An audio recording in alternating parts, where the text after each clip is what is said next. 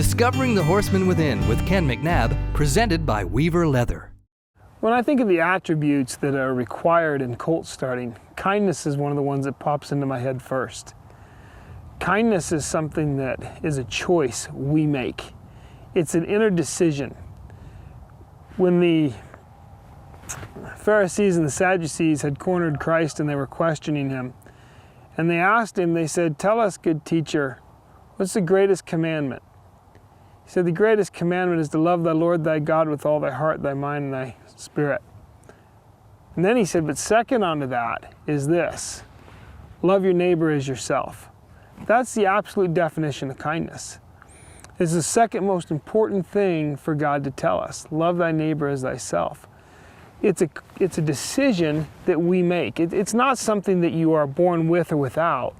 It's a conscious, it's not an emotion that just happens. It's something you decide to do. And in colt starting, it's incredibly important. You can go to this colt on the fight and you can act like I'm going to teach you and I'm going to show you, or you can step up to this horse in a manner that says, I want to show you what we're doing so that you will understand it, so we can do this together.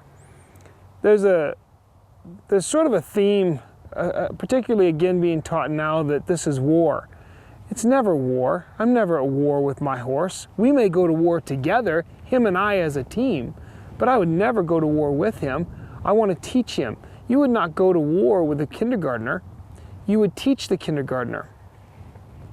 I would hope that we could live in a way that would allow us not to go to war with our business partners, our employees, our family, our neighbors. These are things, kindness it's a decision. It's something that we have to say, this is important to me and I'm going to take the chance.